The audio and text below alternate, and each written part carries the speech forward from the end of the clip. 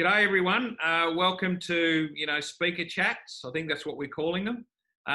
Today I'm joined by Alan Newey from Chat Safety. G'day Alan. How are you, James? Good, thanks. Or should I say Woody? Yeah, Woody. I get called all sorts of things, especially in lockdown. Same here. Alan, I'm going to start off by asking you how long you've been sharing your story at workplaces.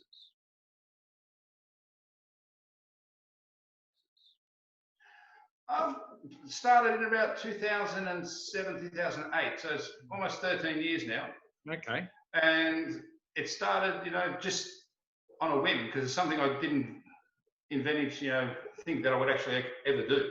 Yeah, it's a bit like me. If you would have said to me before I started sharing my story, would you sit in front of a group of people, especially a big group of people, and talk to them, I would have said, no way. There's no way you're going to get. But look, we're both 10, 20 years down the track, and we're both doing it. Can I ask you what made you want to share your story with other people?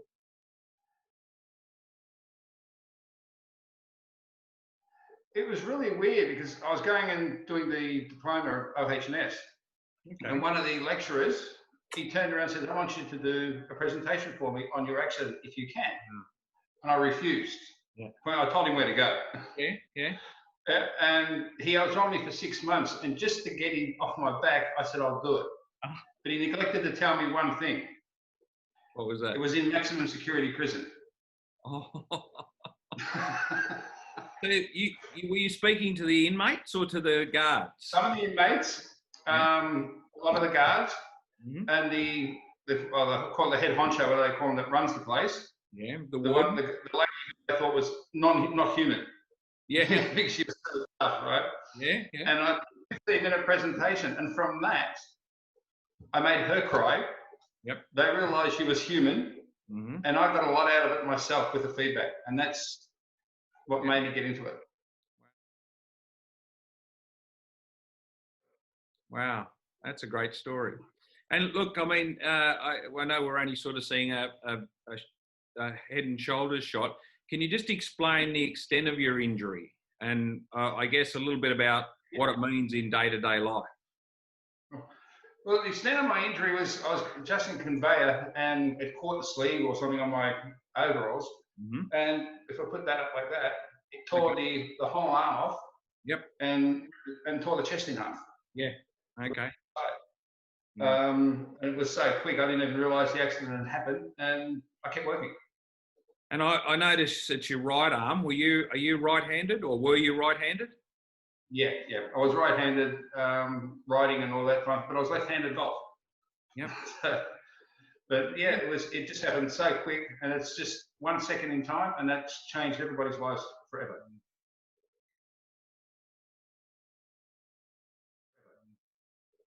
Now, I know this is a strange question, and I know the answer to it, but I'm sure you've been asked this before. Will it ever get any better? No. And no. No. It's funny because I'm sure you've been asked that question. I get asked it all the time. They actually say to me, will you be in a wheelchair for the rest of your life?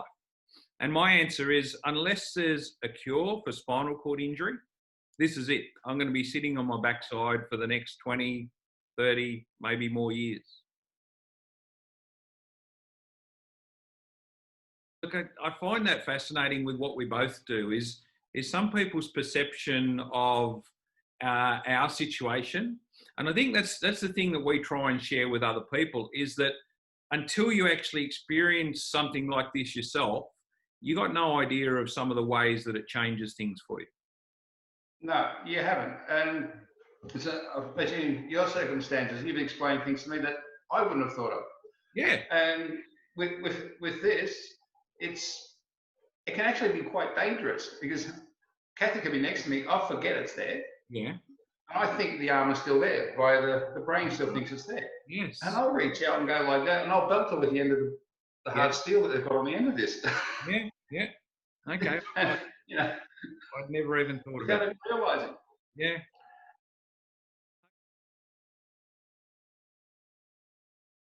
Okay, well, here's another little question for you, and I know this might sound a little bit silly, or might even be a little bit sensitive, but if you could pick No. one thing that your injury prevents you from doing, that you'd still like to be able to do, what do you think it would be? I can actually show you. Yeah. Right. I'll just grab this off the wall.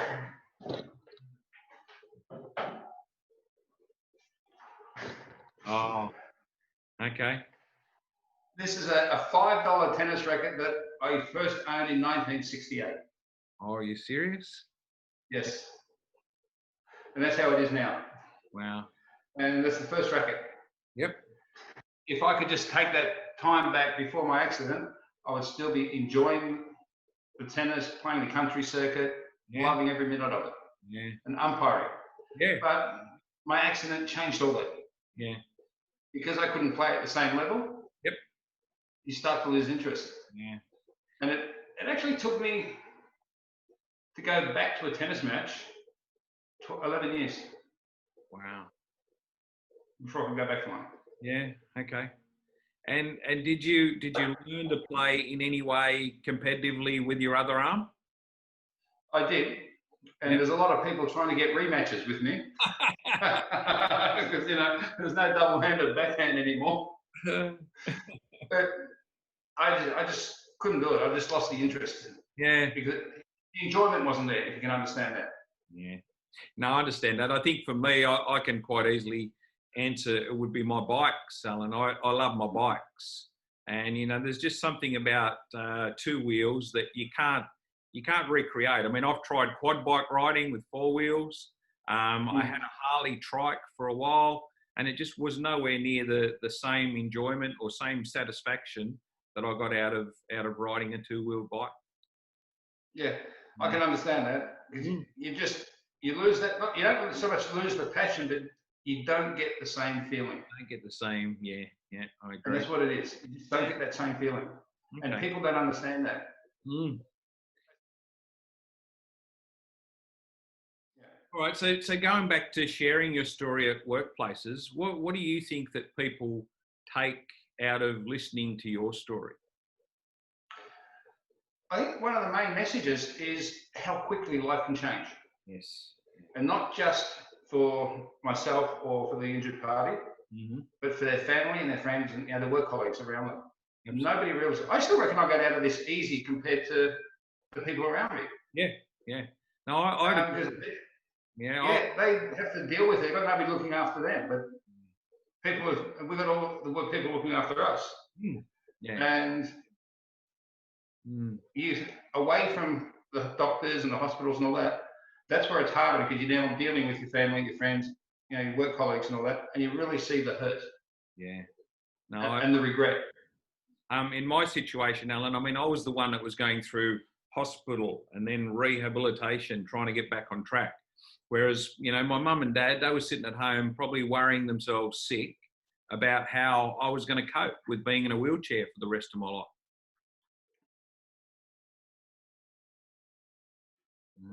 I had an interesting conversation with a friend of mine, Alan, and you probably had a similar thing happen to you. I was having a couple of beers with a mate. This is a few years ago now. And I was complaining to him about, I tried to get somewhere in my wheelchair, and there was a couple of steps out the front of where I was trying to get to. And he looked at me, and I'm sure he was joking, but he said, Woody, but your accident happened 20 years ago. Surely you'd be over it by now. This is the thing. I think when something like, what happened to you and what happened to me, you never ever get over it. You can learn to live. You put up the brave face. That's what it is. Yeah, you can live with it. You can deal with it, but you never ever get over something like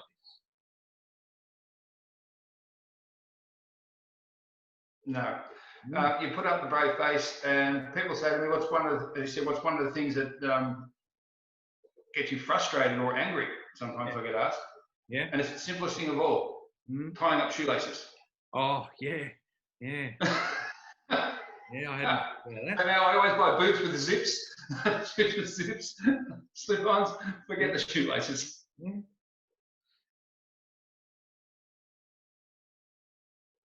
And I guess another question about, sharing your story at a workplace is, do you think that people actually listen to what you say? Have you had anybody come up to you? And I mean, I know I have. Have you ever anyone come up to you at the end of your story and just say, look, it's not until I heard, your take on safety that I'm actually going to.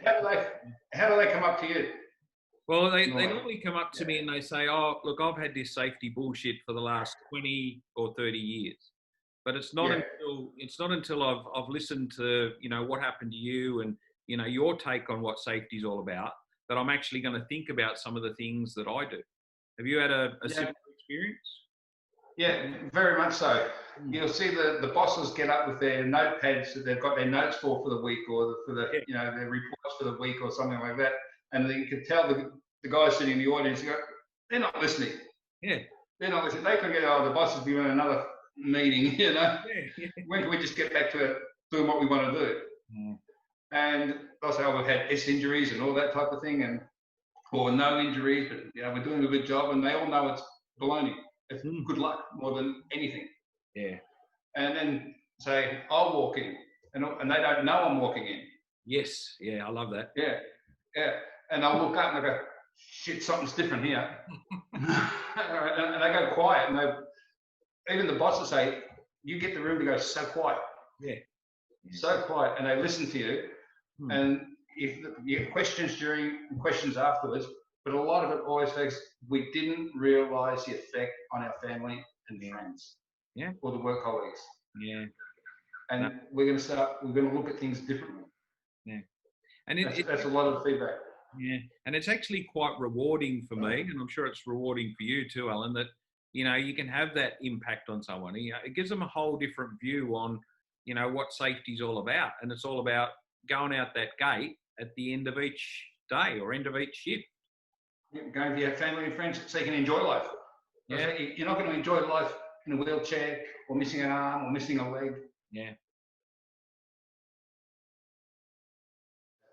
Yeah.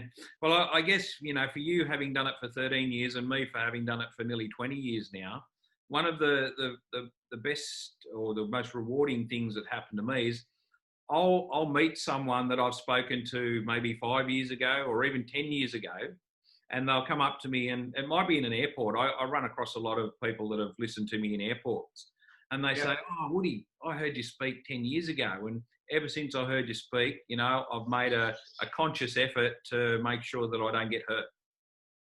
Yes, it happens all the time. Yep. I did a presentation in New South Wales, then I went up into the far top of WA, and somebody stood me in New South Wales. I met them in WA 3 weeks later. and he's already made changes at each site on the way up. Got that same person 4 years later, and he said they'd cut their injury rates by over 50%. Wow. Yeah. So, and that's a good feeling. Yeah. Yeah, absolutely. Yeah. And I think the other part of it is you and I both know what we deal with on a daily basis. And if we can somehow stop what happened to us from happening to even one person, and stop even one person from going through some of the crap that we've got to go through, that's priceless. When you visit a workplace or do your live presentations, you talk about some of the issues that you've had with prescription medication. Yes. No, I cover right through that. It's not like a 30-second grab. Yeah. Because it's there's a whole history of thing that you start from day one from the accident, and it takes 3 or 4 years to get into that. Then you got to come off the virus thing today. You got to get to the peak, and then you got to try and work it down. Yeah. But that's a good lead in with the COVID situation that we're going through at the moment, Alan. How have you coped with that? And I mean, how has your sort of workload been affected by COVID? Well, my workload's gone from say 60 jobs to 2. Yep. Yeah. I can relate. I was booked. You can't go anywhere. Yeah.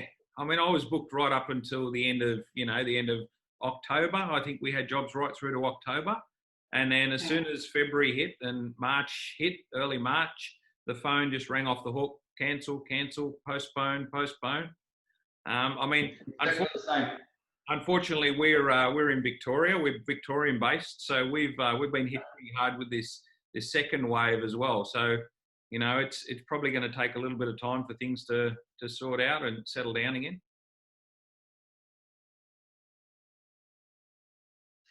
Well, I think we've pretty much covered everything for today's little chat, Alan. Thanks, Woody. And appreciate it. keep on sharing your story as I'll keep sharing mine. And like I say, hopefully we can stop somebody else from getting hurt at work. That's all we need to do, and that's all I want to do. Awesome. Cheers, man. Catch up with you soon. Ciao.